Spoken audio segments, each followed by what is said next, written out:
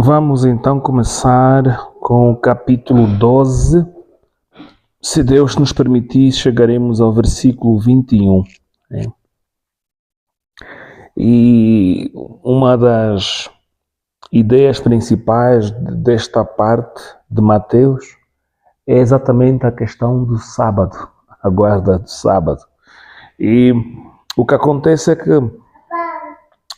devido ao debate que tem se levantado no nosso tempo sobre o sábado, essa sessão acaba sendo uma das principais que por vezes se usam para responder ou para defender a guarda ou não do sábado. Mas veremos hoje que talvez a nossa perspectiva, ou a perspectiva que tem sido muito usada na interpretação dessas passagens, pode não ser a mais correta, né? Então, nós vamos ler. Naquela ocasião, Jesus passou pelas lavouras de cereal no sábado. Seus discípulos estavam com fome e começaram a colher espigas para comê-las. Os fariseus, vendo aquilo, lhe disseram: Olha, os teus discípulos estão fazendo o que não é permitido no sábado. Então, estes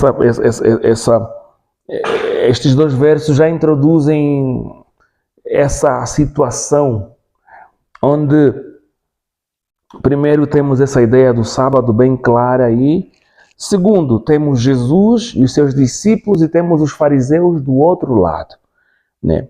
A pergunta e a forma como os fariseus se aproximam do nosso Senhor não deixa de ser algo interessante, né? Eles estão aí, eles veem os discípulos e a primeira coisa que eles fazem é: Mestre, olha, é como se Jesus não tivesse a ver, né? Passa essa ideia de que Jesus estivesse a prestar atenção em outras coisas.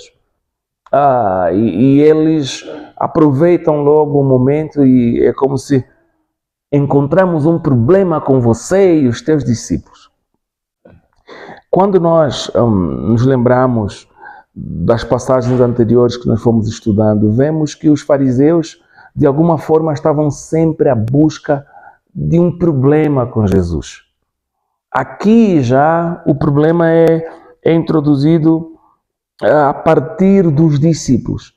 Parece uma crítica aos discípulos, mas não é uma crítica aos discípulos, é uma crítica ao mestre. Porque se os teus discípulos se comportam mal, é porque você não está a ensinar bem, é porque tu não és um bom exemplo.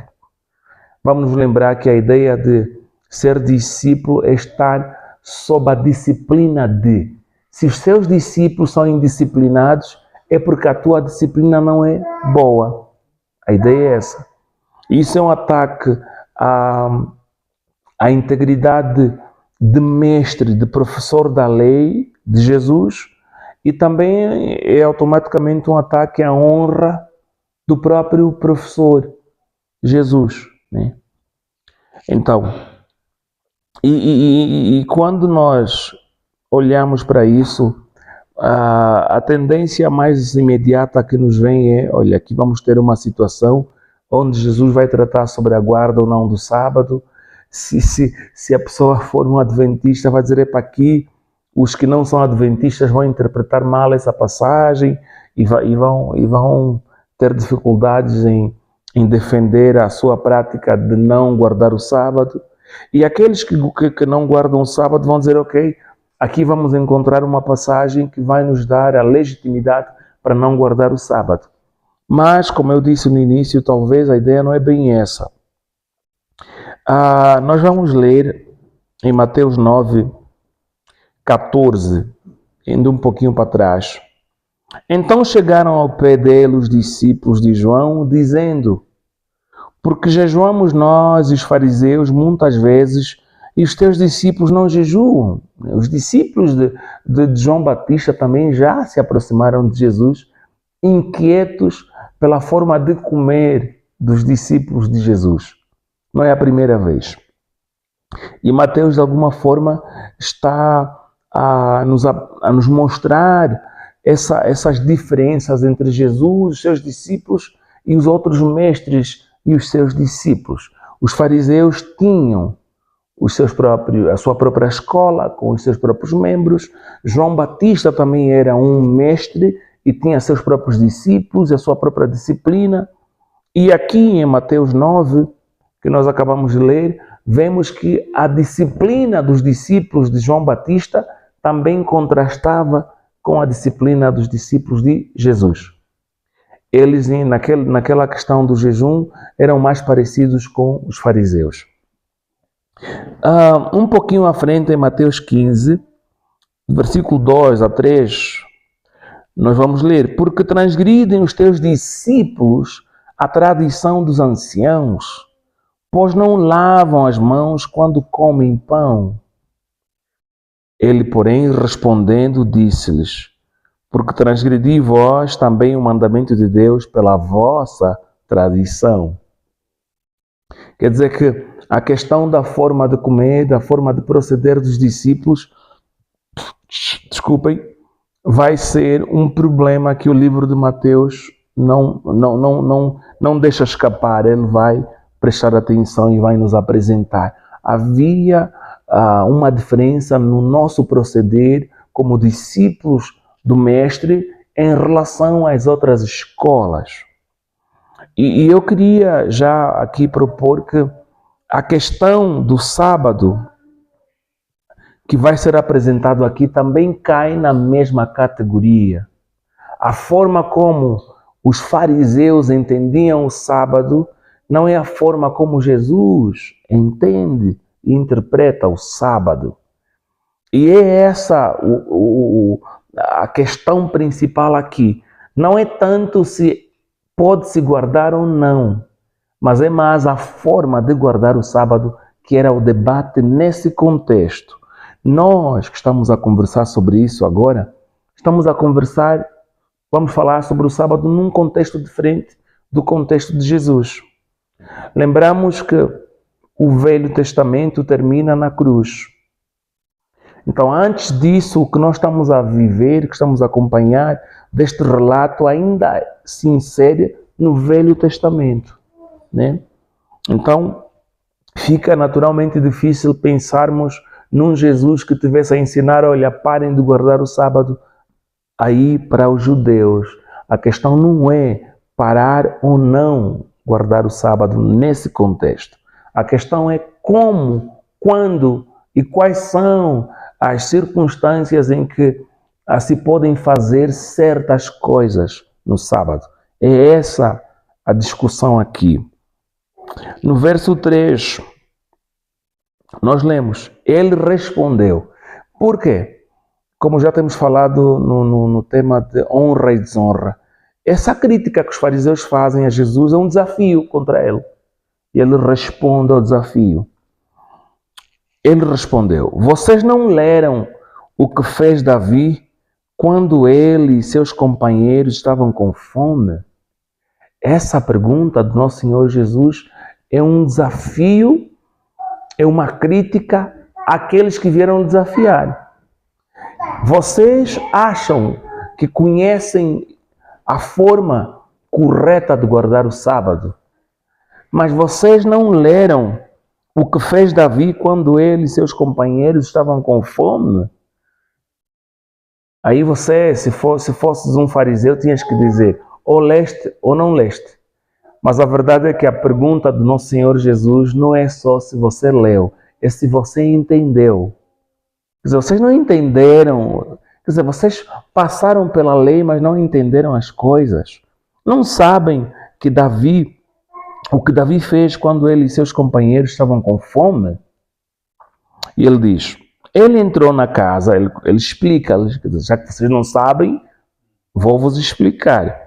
Ele entrou na casa de Deus, no templo, e juntamente com seus companheiros comeu os pães da presença, o que não lhes era permitido fazer, mas apenas aos sacerdotes.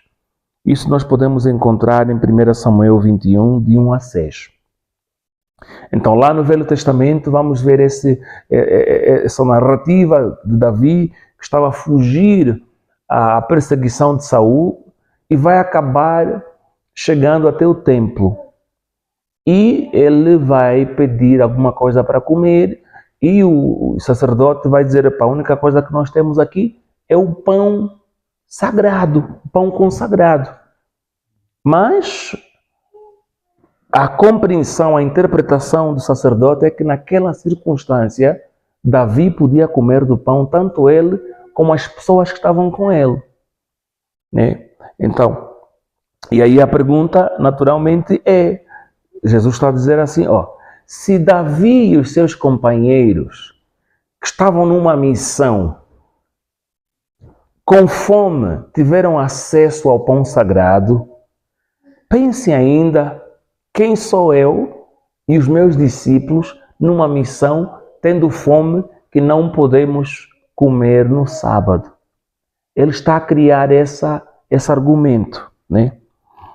Verso 5, ele vai para outro lugar. Ou vocês não leram na lei que no sábado os sacerdotes no templo profanam esse dia e, contudo, ficam sem culpa.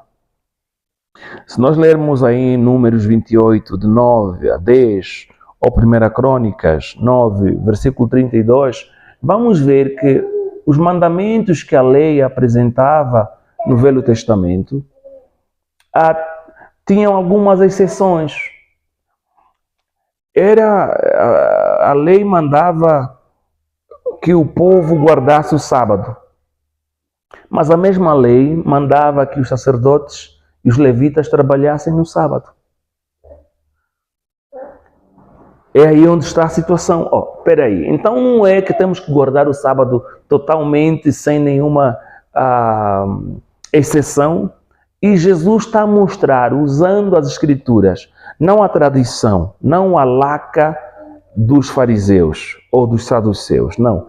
Ele volta para as Escrituras e lhes traz uma interpretação da própria lei, a dizer assim, não, a própria lei tem provimento, tem espaço para que em algumas circunstâncias especiais se possam fazer obras no sábado. E vocês parecem que não sabem, vocês estão a interpretar mal as Escrituras. Essa é a crítica do nosso Senhor Jesus. A vossa interpretação da guarda do sábado é equivocada. E não vamos nos esquecer que esse é um dos temas fundamentais que Mateus apresenta no seu Evangelho. Quando nós começamos lá no capítulo 5, sobretudo, o nosso Senhor Jesus, quando vai dar o seu alaca, os seus mandamentos, aquela forma como Jesus é apresentado, é como se ele tivesse a apresentar a forma perfeita de entender a lei, de entender a justiça de Deus, em contraste com a forma como os outros movimentos entendiam. Em outras palavras, Jesus é apresentado no livro de Mateus como o professor que conhece a forma correta de interpretar o Velho Testamento. Os fariseus, os saduceus, os essênios foram de alguma forma ultrapassados por Jesus, né?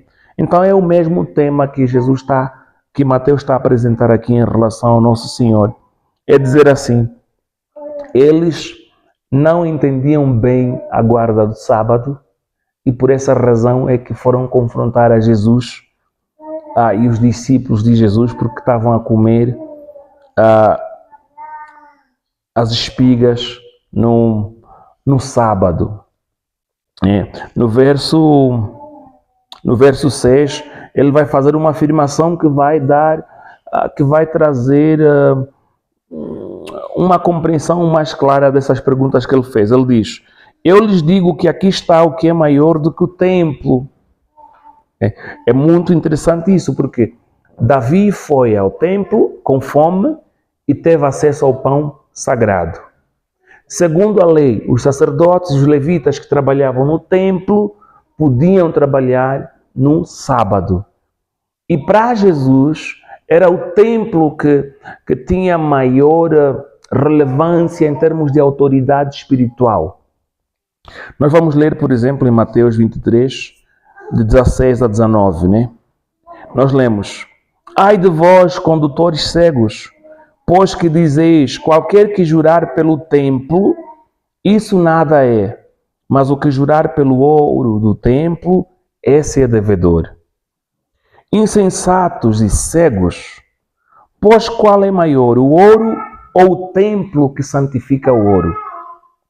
E aquele que jurar pelo altar, isso é nada, mas aquele que jurar pela oferta que está sobre o altar, esse é devedor. Insensatos e cegos, pois qual é maior, a oferta ou o altar que santifica a oferta? Em outras palavras, é o templo que faz do pão sagrado no templo. É o templo que faz o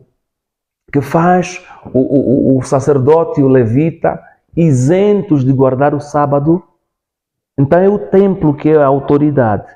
E Jesus então está a dizer, está aqui aquele que é superior ao templo.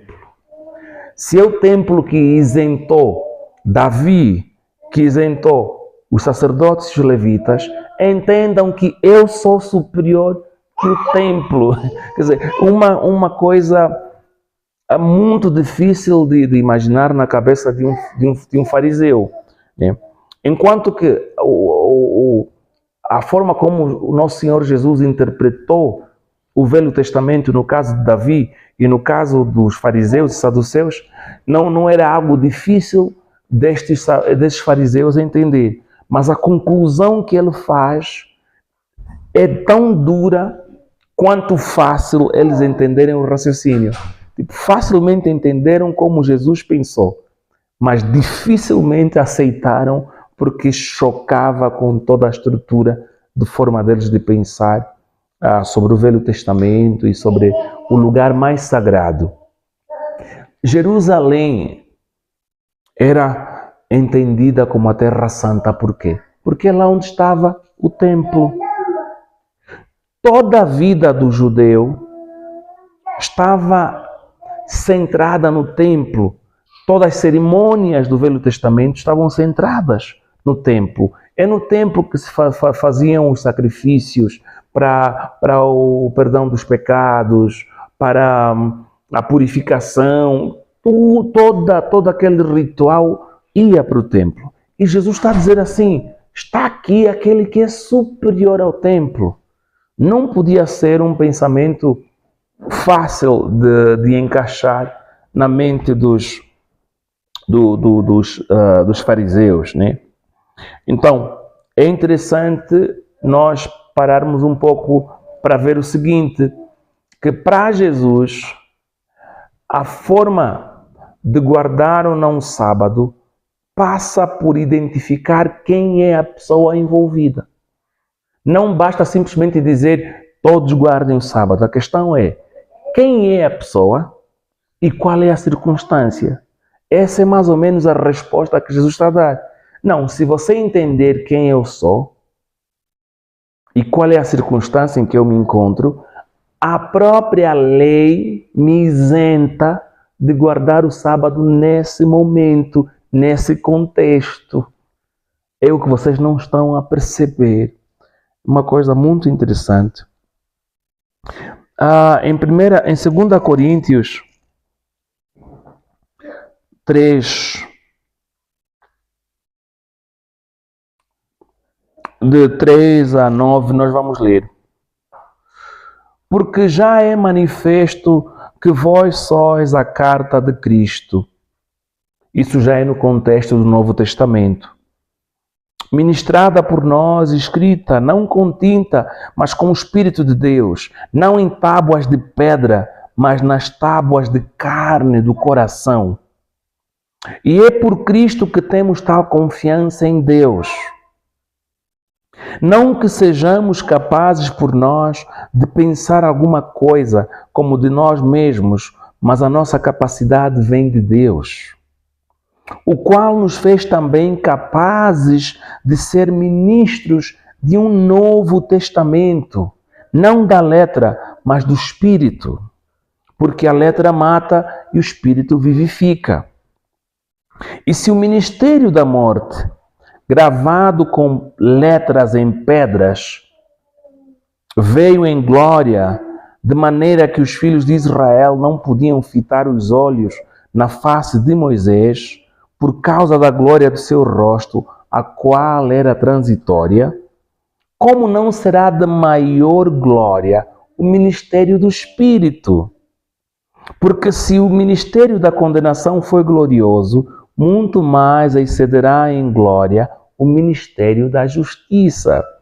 Estas palavras são muito fortes e fazem um bom resumo de Paulo a interpretar Jesus quando ele está a dizer aqui que está aqui alguém que é maior do que o templo. Porque o templo foi construído com pedras.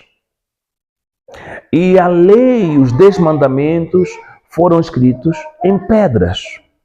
O Novo Testamento, que o próprio Velho Testamento testifica em Jeremias 31, Deus vai dizer, não, eu vou estabelecer uma nova aliança, não como a anterior. E Paulo está a entender que essa nova aliança é superior, é mais gloriosa, é permanente, é eterna. A lei em pedras, representada por Moisés, passa, dá espaço para a nova, que é do Espírito, que é eterna. É isso que é maior do que o velho. É esse o pensamento de Jesus quando está a dizer, está aqui aquele que é maior do que o templo. Por quê? Vamos nos lembrar quando o Senhor Jesus vai dizer assim em outra parte, destruam este templo e eu a edificarei em 3 dias. E os discípulos só entenderam que ele estava a se referir ao seu corpo depois. Inicialmente pensaram que Jesus estava a falar do templo de pedra. Não. Na lei do Espírito, no Novo Testamento, o verdadeiro templo é o corpo de Cristo. É este que é o templo final, não é? E é esse templo que é superior àquele templo que foi destruído no ano 70 depois de Cristo. Então, no verso 7 ele vai dizer, se vocês soubessem o que significam estas palavras, desejo misericórdia, não sacrifício, não teriam condenado inocentes. E estas palavras são muito interessantes, porque agora o Senhor, além de mostrar a ignorância e a incapacidade deles de interpretar as Escrituras, atira-lhes na cara que eles estavam a cometer o pecado de levantar falso testemunho.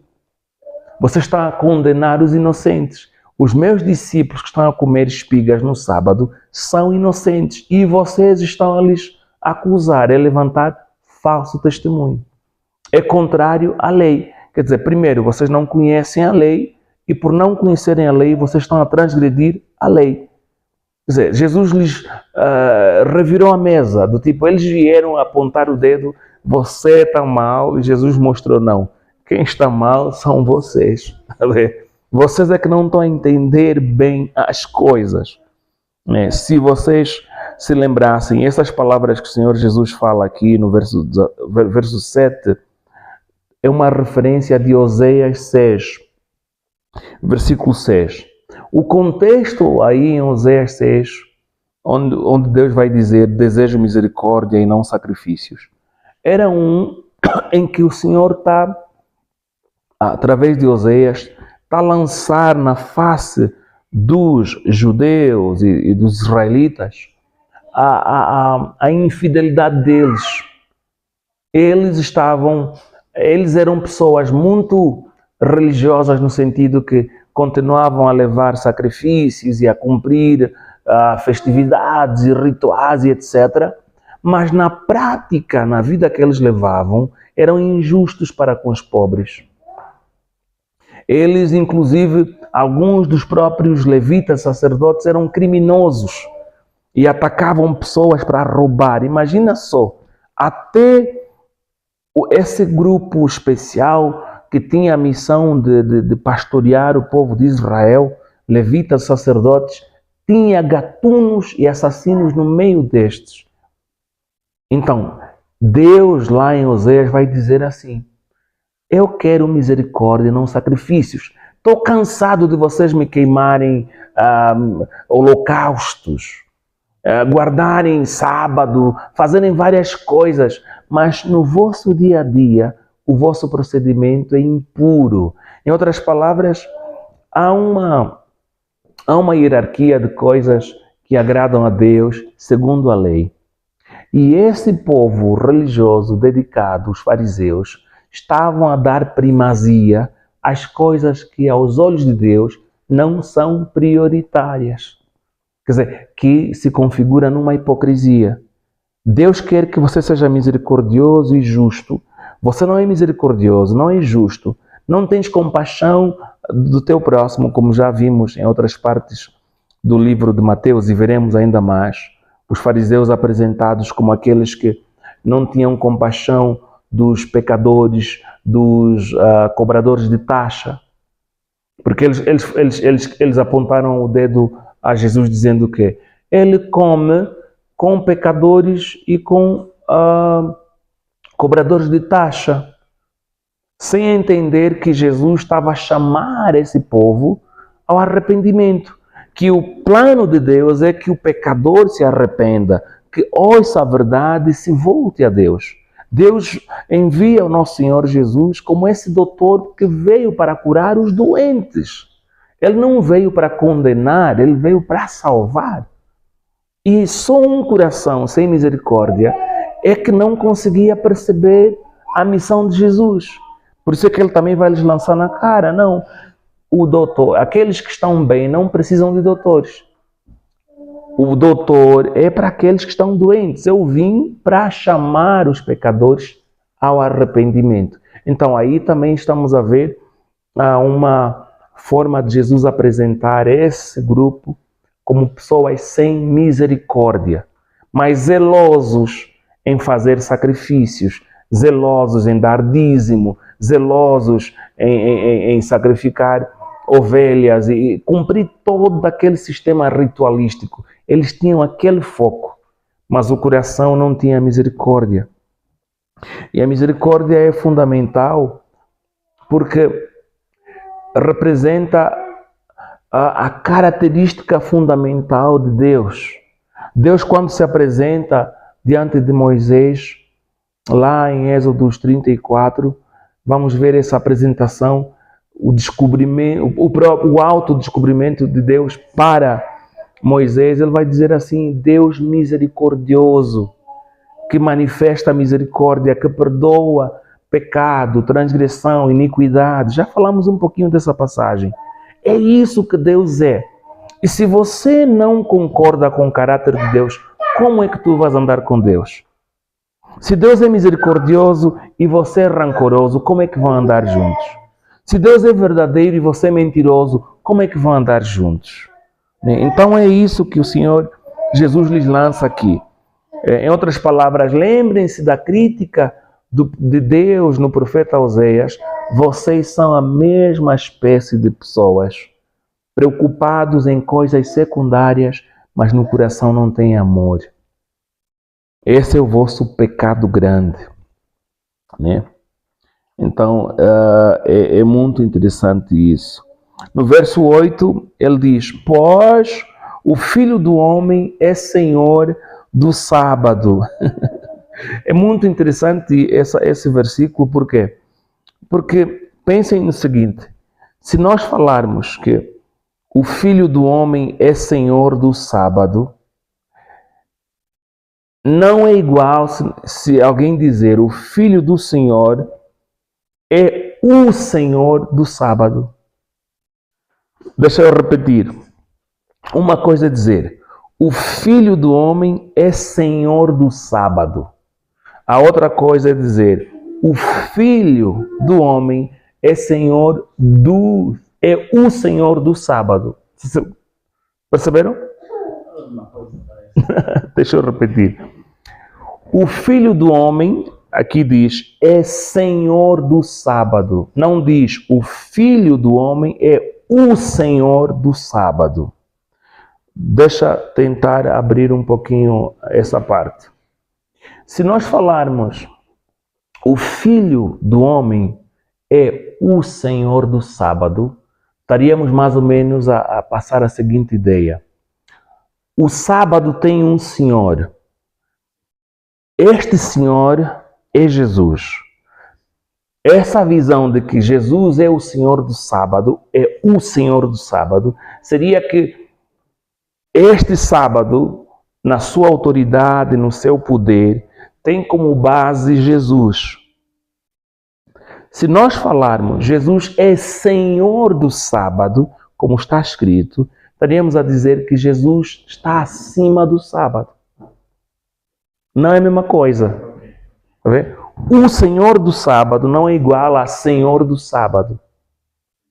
Senhor do sábado aqui é que Jesus é autoridade sobre o sábado. E muitas das vezes os que defendem a guarda do sábado mesmo no Novo Testamento vão te levar nessa outra interpretação. Eles vão por aí o U. Vão dizer, não, Jesus é o Senhor do sábado. Significa que o sábado é de Jesus e Jesus é a favor da guarda do sábado hoje. Mas a ideia aqui desse texto não é essa. É Jesus dizer assim, eu, o Filho do Homem, e já vamos falar um pouquinho do significado do Filho do Homem, tenho autoridade acima do sábado. Por essa razão é que ele disse que ele é acima do tempo, ele é acima de Davi. Então o pensamento é esse, não é que ele é o Senhor do sábado na perspectiva de o Senhor do sábado, não. Ele é Senhor do sábado. Então, são coisas assim muito pequenas, mas que fazem uma diferença grande. E vamos então falar um pouquinho sobre esse termo que ele volta a usar aqui, o Filho do Homem. Por quê? Porque o Filho do Homem tem uma imagem que vem de Daniel 7.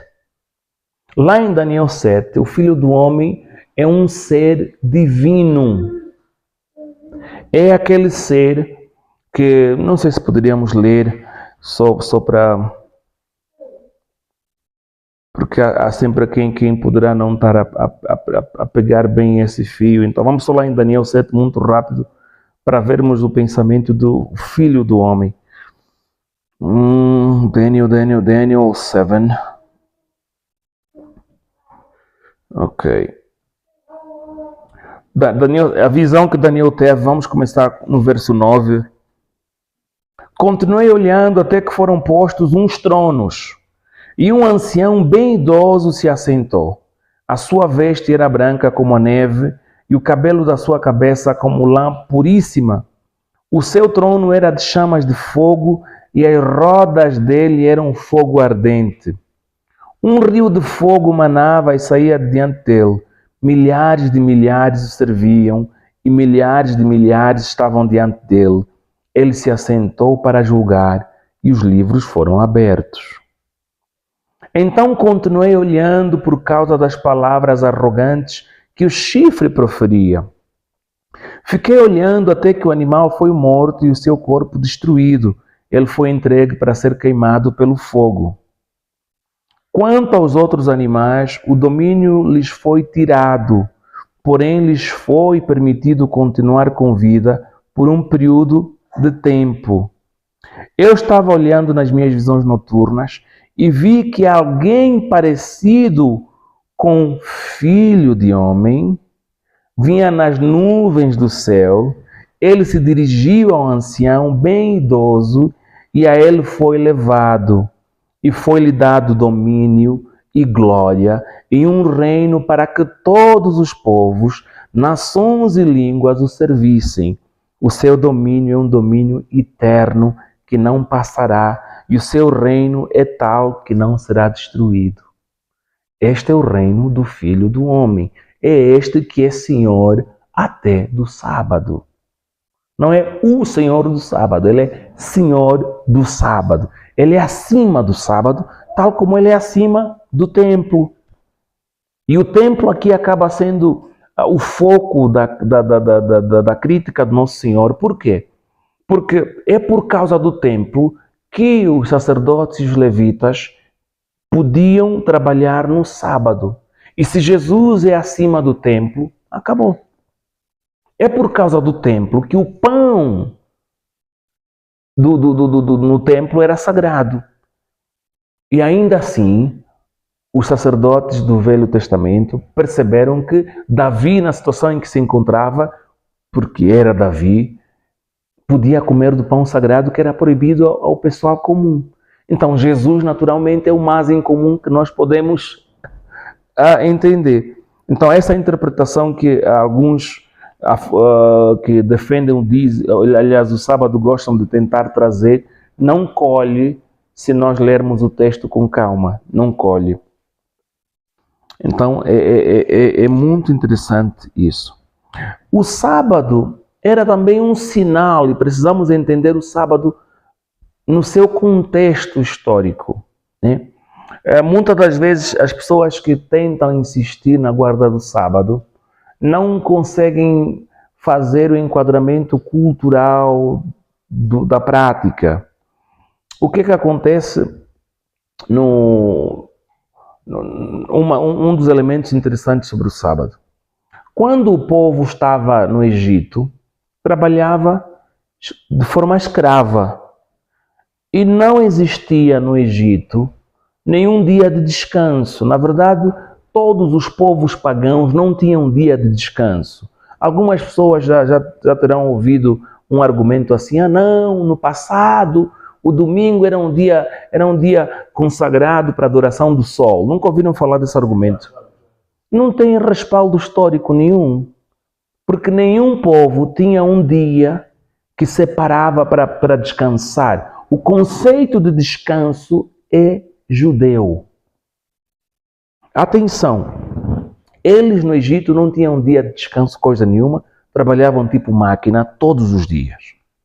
Quando Deus lhes livra e eles estão no deserto com Moisés, naturalmente que, como nós falamos no estudo de Gênesis, o livro de Gênesis tem como fundamento passar aos judeus uma compreensão quem eles são, de onde vieram, por que o mundo está como está. Em outras palavras, é um livro que buscava contextualizar a realidade do mundo e dos próprios judeus onde eles se encontravam. Então, uma das coisas que o sábado apresenta aos judeus, esse conceito de descanso, é exatamente aquela coisa que vocês são livres. Vocês não são mais aquele grupo que estava a ser escravizado no Egito. O vosso rei é bom e é Deus. E ele não quer que vocês trabalhem todos os dias. Então, o descanso para o judeu não pode ser separado não somente da ideia de Gênesis, no sentido da criação, que Deus descansa no sétimo dia, mas temos que entender no contexto da escravatura do Egito. É aí onde está o enquadramento. Não, nós somos livres e não podemos trabalhar toda hora. Temos que descansar porque é assim que Deus criou o mundo. Então vem a questão da criação que Deus apresenta aos judeus. Nós vamos ler, por exemplo, em Êxodo 31, 12 a 17. Falou mais o Senhor a Moisés, dizendo: Tu, pois, fala aos filhos de Israel, dizendo: Certamente guardareis meus sábados. Porquanto isso é um sinal entre mim e vós. Um sinal entre mim e vós, nas vossas gerações, para que saibais que eu sou o Senhor que vos santifica. É um negócio direto entre Deus e o povo de Israel. Não é um negócio entre Deus e os gentios. Ele diz: Portanto, guardareis o sábado, porque santo é para vós. Aquele que o profanar certamente morrerá. Por qualquer que nele fizer alguma obra, aquela alma será eliminada no meio do meu povo. 6 dias se trabalhará, porém o 7º dia é o sábado de descanso, santo ao Senhor. Qualquer que no dia do sábado fizer algum trabalho, certamente morrerá. Onde é que vem a exceção? Os sacerdotes. Os levitas. Onde é que vem a exceção? O caso de Davi. E Jesus apresenta e diz assim: eu sou superior a Davi, eu sou superior ao templo. Então não há nenhum problema ali, né? No verso 17 de Êxodo 31, ele repete: entre mim e os filhos de Israel será um sinal para sempre, porque em 6 dias fez o Senhor os céus e a terra, e ao 7º dia descansou e restaurou-se. Alguns dizem, não, mas a criação foi de todo ser humano, foi... Sim, ninguém está a duvidar que não foi, mas aqui o mandamento, as escrituras, é para o povo de Israel. E Jesus responde na perspectiva de um membro do povo de Israel. E cita o texto do povo de Israel, não é? Então, esse argumento aí acaba por não ter muito espaço. Inclusive, no próprio tempo em que Jesus está a falar essas palavras, existiam divergências, mesmo no seio dos grandes pensadores judeus em relação à guarda do sábado. Haviam divergências, existiam opiniões divergentes sobre como guardar o sábado, sobre que coisas eram possíveis de se fazer e que coisas não eram possíveis de se fazer. Há um texto que eu estava a ler, embora acho que não vai adiantar ler, onde alguns judeus estavam a defender que o gentio que guardasse o sábado tinha que ser morto. Por quê? Na visão deles, é que ele estava a usurpar algo que era restrito ao judeu. Não, ele até pode se juntar, pode ser um prosélito. Pode se tornar um convertido ao judaísmo, mas ele não pode guardar as coisas que só são mesmo do nativo. Então tinha esse grupo que defendia essa posição no seio dos judeus. Mas prontos, essas coisas, os defensores do sábado no nosso tempo, eles fazem confusão, não querem chegar até aí, né? Mateus, ainda o versículo 9 a 14 do capítulo 12, saindo daquele lugar, dirigiu-se à sinagoga deles. Estava ali um homem com uma das mãos atrofiada.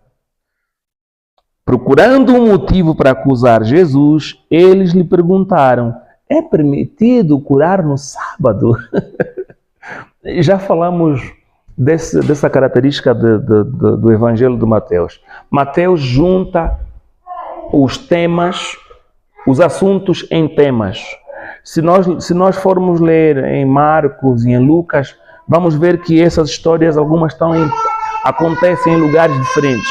Mateus juntou tudo debaixo desse tema de sábado, né? Mais ou menos isso que ele está a tratar. Então aqui estamos a ver essa situação. Jesus vai à sinagoga, estava aí um homem que tinha uma das mãos atrofiadas, e esse mesmo grupo de fariseus, procurando um motivo para acusar a Jesus, do mesmo jeito que eles atacaram a forma de comer dos discípulos, eles vão perguntar a Jesus: é permitido curar no sábado? Ele lhes respondeu. De novo, Jesus responde, porque todas essas tentativas dos fariseus estão a ser apresentados num contexto de afronta, de honra e desonra. E nesse contexto, Jesus tem que defender a sua honra. Então, ele responde: qual de vocês, se tiver uma ovelha e ela cair num buraco no sábado, não irá pegá-la e tirá-la de lá? Uma pergunta muito profunda. De novo, Mateus está a mostrar que Jesus pensava acima de todos eles, que eles eram criancinhas a tentar apanhar o Senhor onde eles não podiam apanhar o Senhor, né? Em outras palavras, você para e pensa: se vocês, tendo ovelhas, tendo uma ovelha que cai num buraco no sábado, a vossa interpretação não vos proíbe de salvar a ovelha. A pergunta é: a ovelha e o ser humano, quem tem mais valor? Mas é uma pergunta muito profunda. A ovelha não foi criada segundo a imagem e semelhança de Deus. Mas vocês, seja fariseu, seja saduceu, a vossa interpretação vos leva a achar que é possível, aliás, que é necessário salvar a ovelha, que é um animal. Mas quando se diz um ser humano que está mal, vocês acham que é sábado e não se pode fazer nada. Que tipo de interpretação é essa? É aquele problema de Oséias 6:6. Vocês têm que aprender o que Deus disse, que Ele quer misericórdia e não sacrifícios. Que o objetivo de Deus é um coração transformado, que ama e faz as coisas por amor, que sente a dor do outro. Isso é mais importante do que sacrificar, do que dar dízimo do endro, do cominho, etc. Verso 12, né? E notem uma coisa, o nosso Senhor Jesus faz a pergunta e eles não respondem e o próprio Jesus responde. Verso 12, quanto mais vale um homem do que uma ovelha? Portanto, é permitido fazer o bem no sábado. Usando mesmo esse contexto do dia a dia, lhes apresentando o valor que vocês têm em relação à vida de uma ovelha é superior ao valor que vocês têm dado a um ser humano. Que tipo de teologia é essa? Como é que vocês estão a interpretar à toa as Escrituras, ao ponto de desvalorizar o ser humano que foi criado segundo a imagem e semelhança de Deus? E eu digo uma coisa, se nós olharmos para muitas das práticas erradas que as nossas igrejas têm abraçado, como a questão do dízimo e outras, vamos chegar às mesmas conclusões do nosso Senhor Jesus. Há mais zelo em coisas insignificantes do que aquilo que realmente importa no coração de Deus. As pessoas estão mais interessadas, não, tem que levar o dinheiro, do que parar e se perguntar quem são essas pessoas, quais são os desafios que têm, como é que está a vida delas. Não, as pessoas estão mais atentas em pegar dinheiro do bolso das pessoas para fazerem as suas coisas. Olham para os seres humanos como ovelhas, como carne, como espaço para lucrar. É só isso, né? É muito, muito triste porque do mesmo jeito que o nosso Senhor Jesus está a mostrar essa hipocrisia, nós conseguimos também fazer paralelo a hoje e ver que tem acontecido muito isso no nosso tempo. O ser humano não está a ser, muitas das vezes, tratado como imagem e semelhança de Deus por aqueles que estão na posição de autoridade. Tem agido de forma semelhante. Verso 13. Então ele disse ao homem que estava doente, estende a mão. E ele estendeu, e ela foi restaurada e ficou boa como a outra. Então os fariseus saíram e começaram a conspirar sobre como poderiam matar a Jesus. É outro problema, né? Primeiro, quando nós encontramos nosso Senhor Jesus a fazer uma pergunta e não há resposta, significa que o grupo que tinha que responder não sabia como responder. Então, é como se é a declaração de que perderam o desafio. E aqui no versículo 14, quando Mateus nos diz que depois deles perderem esse desafio, o que lhes vem ao coração é que é conspirar para matar a Jesus, só aumenta mais na situação deles. Por quê? Porque eles já foram mostrados como insensíveis, injustos, hipócritas, e agora estão a ser mostrados como assassinos. E isso é uma transgressão da mesma lei que eles estão a chamar. Quer dizer, você tem que guardar o sábado, eles vão citar Moisés. Mas o próprio Moisés disse que não se deve derramar sangue do teu irmão, do teu próximo. É exatamente isso que eles saem para fazer. Quer dizer, totalmente hipócritas, mentirosos, né? Sabendo disso, Jesus retirou-se daquele lugar, muitos o seguiram e ele curou a todos os doentes que havia entre eles, né? Quer dizer, só piorou mais a situação. Eles não queriam que ninguém fosse curado no sábado. Jesus curou todos eles naquele sábado, advertindo-os que não dissessem quem ele era. Jesus continuava a buscar fechar o cerco sobre quem ele era, sobre a sua fama, sobre a sua identidade, mas não foi possível. Os seus feitos de compaixão e de amor é que lhe fizeram famoso. E as pessoas não conseguiram conter. Eu era cego, Jesus me deu visão. E me perguntam, como é que você está a ver? Eu vou dizer o quê? Ainda que o mestre me disse, não diga nada a ninguém. Mas eu era cego, olha. Tá bem, vou falar no meu amigo, olha. Vou te falar, mas não fala a ninguém. Eu agora estou a ver, porque um tal de Jesus, que para todos os efeitos parece ser o Messias, é que me deu visão. Aquele também ouve aquela mensagem, tipo, o que é o Messias? Também vai ser, mãe, parece que o Messias está no nosso meio. Quer dizer, passa a informação ainda que pensando que é em secreto, mas a fama de Jesus espalhou para todo lado, né? No verso 17 diz, isso aconteceu para se cumprir o que fora dito pelo profeta Isaías. Eis o meu servo a quem escolhi, o meu amado em quem tenho prazer, né? Voltando nas palavras do Pai, quando Jesus foi batizado. Porei sobre ele o meu espírito, e ele anunciará justiça às nações. É bonito isso, porque aqui as nações estão já a abrir para todos os povos, e não apenas para Judá e Israel. É para todo mundo. Ele diz, não discutirá nem gritará, ninguém ouvirá a sua voz nas ruas. Não quebrará o caniço rachado, não apagará o pavio fumegante, até que leve a vitória à justiça. Essas palavras todas passam a ideia de que ele vai conquistar o mundo não pela violência, não pela espada, não pelas armas. Diferente da forma como o mundo tem, como os imperadores, os reis têm alcançado os seus reinos. Jesus não vai alcançar o seu reino pelo derramamento de sangue, né?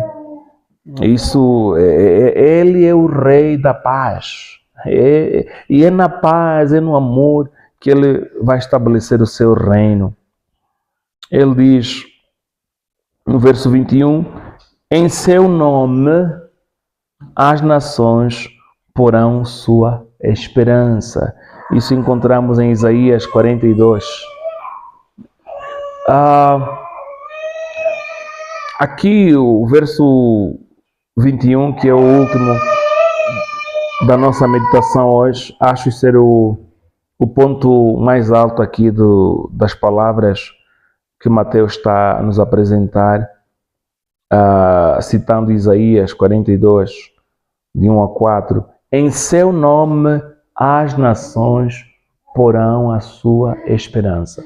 Então, tudo isso que nós acabamos de ler não deixa de introduzir essa mensagem de Jesus como Salvador, não somente para o povo hebraico, mas para o mundo todo.